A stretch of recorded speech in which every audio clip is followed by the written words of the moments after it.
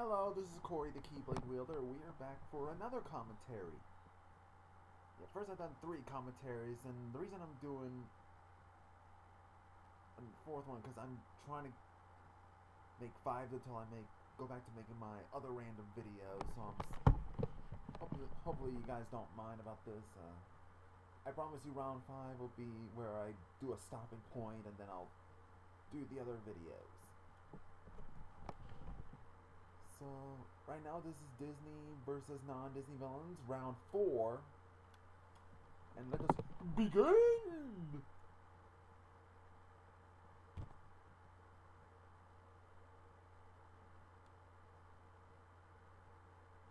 Okay, first fight. Governor Ratcliffe from Disney's Pocahontas versus Sekal Khan from The Road to El Dorado. Okay. Frollo is sending out his second-in-command to capture Sekal Khan because of his, witchcraft and stuff. I think my interpretation is that Frollo is sending Ratcliffe to capture Sekal Khan for practicing magic, and 2, to conquer the El Dorado and have it be cleansed from the whole paganist stuff. Yeah, Frollo is very religious judge, that is. He probably would make El Dorado no more pagan area, because... yeah, that's something that Frollo would do. He would take over something that was full of polytheistic or paganist and make it as his own holy lands and stuff. Yeah, I get Ratcliffe is not that very religious as Frollo is, even though he's a greedy governor. But these two kind of do look like they should be partners and stuff. I do love this music, and if you guys don't know where it's from the video game I played, God of War. And I think the music was on the 3rd one.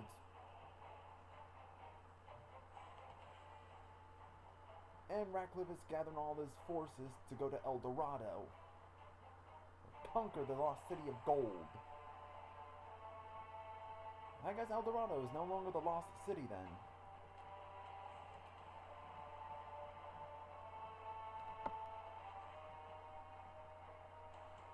Sekal Khan is still prepared. I guess there have been other people who try to conquer that city, and he's using a stone jaguar God knows how many times.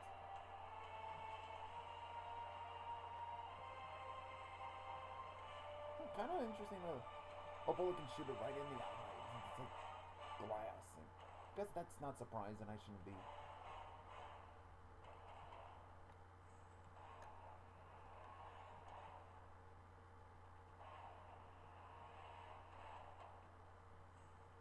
Huh. I guess I'm not supposed to be surprised by that. I guess he got all the explosives under the bridge where that jaguar would be. I guess he was expecting it. And Governor Ratcliffe wins, and now Sekal Khan has been taken prisoner.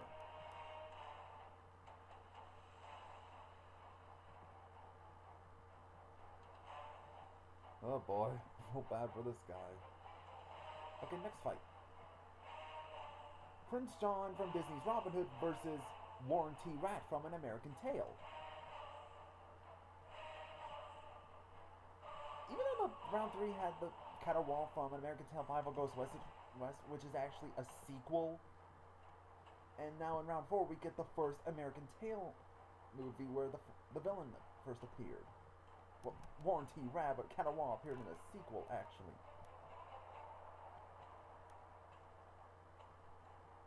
It seems like Prince John is hiring Warren T. Rat to capture Robin Hood. Huh. I kind of like the idea. I just wonder, where are all the other heroes besides Robin Hood? Aren't they going to stop this whole craziness? I'm just asking. It's just a question. I kind of like this, I forgot what his name is, and he's counting the money. That's Prince John's money. I don't know why. I guess it's a stupid reason we're laughing. now just declare war because Warranty Rat is just begging a lot of money or something. And Rat is a cat.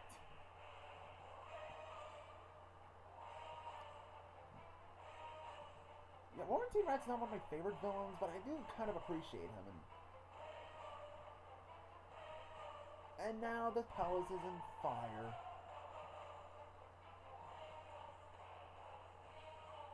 Okay, why do you bring your rage on Sir Hiss? What did he do to you?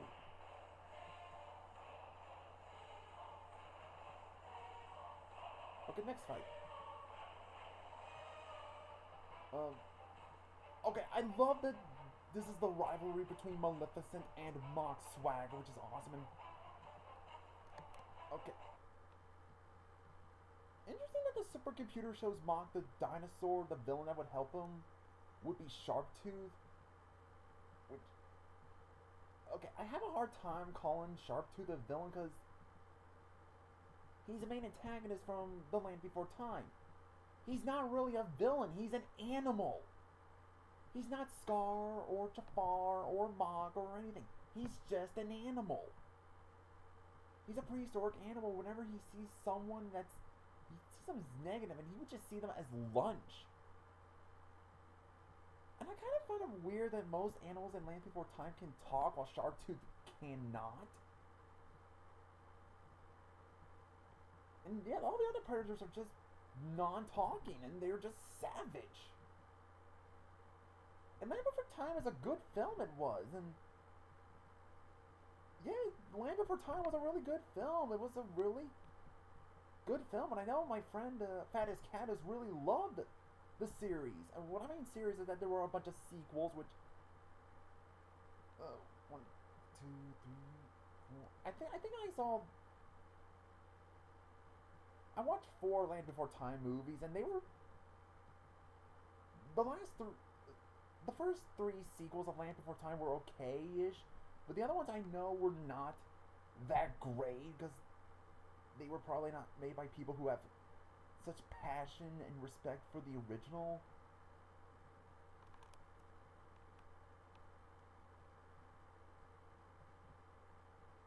So I'm kind of like surprised that the supercomputer would use Sharptooth to be in Mock's alliance because he's an animal.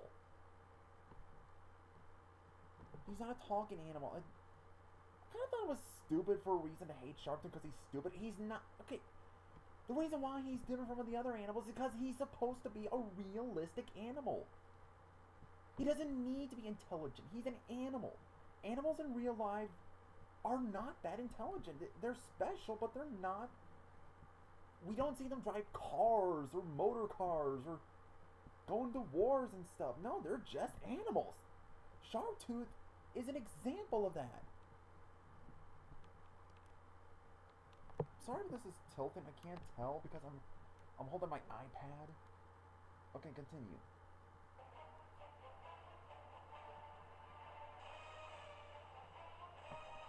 Seems like Mock does need that Tyrannosaurus Rex. Okay, he had to travel back in time, or there's an island that's full of dinosaurs, kind of like Jurassic Park. Okay, I can see how Sharptooth can join Mock, because Mock kind of brainwashed him. Okay, Maleficent versus Sharptooth from The Land Before Time. Interesting that Sharptooth would go fight Maleficent, even though he's being mind controlled by Mock.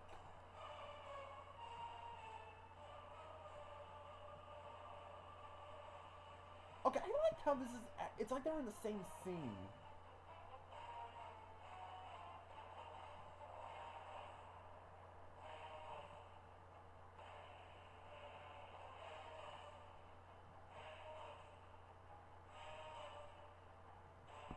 And what I learned from history book, this is actually basically this fight is who would win in a fight, a dragon or a Tyrannosaurus Rex. Okay, I can imagine this super Mock being all like, what? And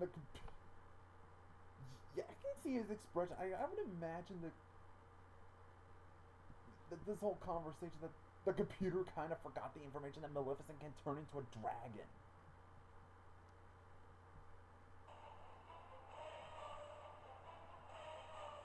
like you need a better supercomputer, Mock. And Maleficent won. Okay, next fight. Thrax from Osmosis Jones versus Scroop from Disney's Treasure Planet. Kind of interesting that Thrax is in the space pirate ship led by Long John Silver.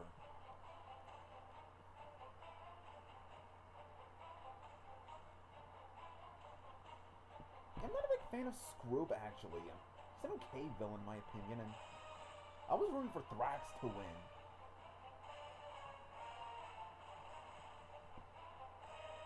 And Thrax wins.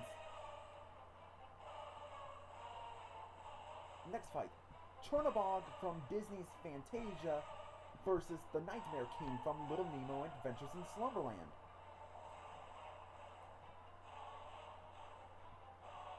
Yeah, let's just say that history buff kind of compared the Nightmare King to be like the non-Disney Japanese version of Chernabog, which, yeah, I can kind of see that, and I saw Little Nemo Adventures in Slumberland, and it was an okay movie. It was a pretty good film, it was okay, it's not bad. I mean, unlike the Nostalgia Critic, I think it's a really good movie. Not great or bad, just good. And, okay, the reason why Slumberland is all weird and stuff, it's because it's dreams. Dreams are supposed to be weird and awkward. They're supposed to be weird. And yeah, Nightmare King also kind of looks like the Baphomet. You know, like that satanic statue. Not only that, he also looks like the mix between Chernabog, the Baphomet, and the Babadook. You know, Babadook, Duke. You'll see.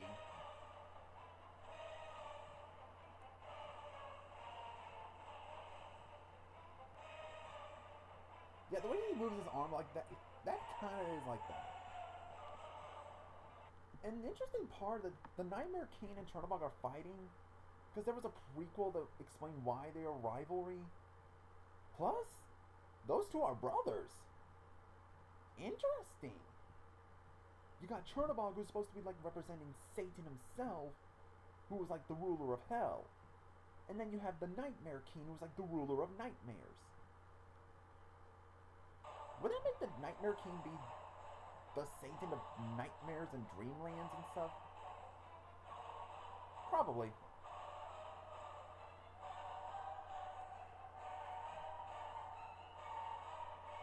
And Chernabog wins.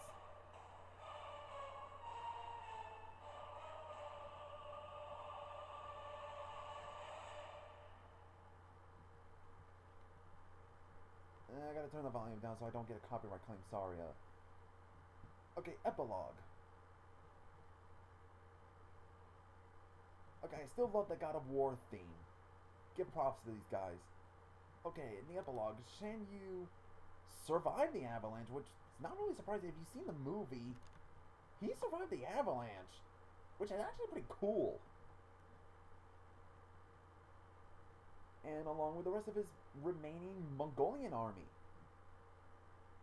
Okay, if you guys want to know why I keep calling them Mongols instead of the Huns, I'll tell you that later. I don't have time to explain. Sorry. And they're being recruited by Judge Claude Frollo. Cool. And Dr. Facilier is recruited by Hades. Yeah, kind of fun and interesting that Facilier was being dragged into the other side, but yet he's somehow ended up in the underworld. Did Facilier's soul ended up in Tartarus, or did Hades just sneak around the underworld and get Dr. Facilier? Were they like friends in the mortal realm or something? So I guess now that Hades needs Facilier to help him fight against hexes, and Facilier asked him about helping him fight against Mach, which is pretty interesting. They're both helping each other out just to fight one of their own rivals. Huh.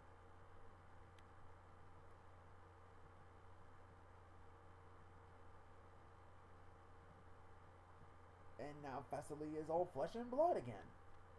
And he's got more shadow demons. Guess there are some remaining friends on the other side, I guess, or those are one of the others. I don't know. I'm sorry, I'm brain fart. Anyway, Ruber and Rasputin teamed up, which pretty interesting. And Rasputin is turning all Ruber's minions into the Iron Men.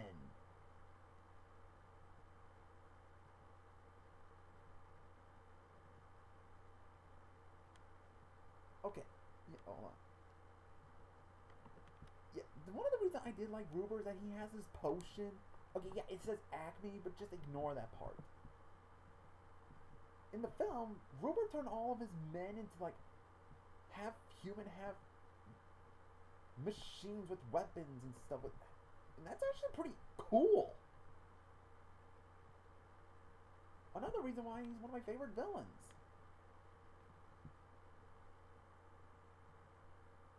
And now you're making the series that Rasputin turned all of his minions into Iron Men. Not Iron Man like Iron Man, I mean like men made of metal and stuff. I kind of like that Rasputin and Ruber are teaming up. And now, the Horned King is forging an alliance with Maleficent. It kind of makes sense that these two would team up. Like they're... Yeah, Maleficent's like the mistress of all evil, and I guess you can say the Horned King is like the master of evil. I actually like the alliance between these two.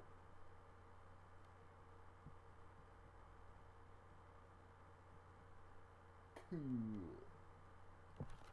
So yeah, that was Disney versus non-Disney villains round 4, and I hope you guys enjoyed this commentary, and make sure you leave a like and subscribe, and yeah, this is Corey the Keyblade Wielder. May your heart be your guiding key, and bye.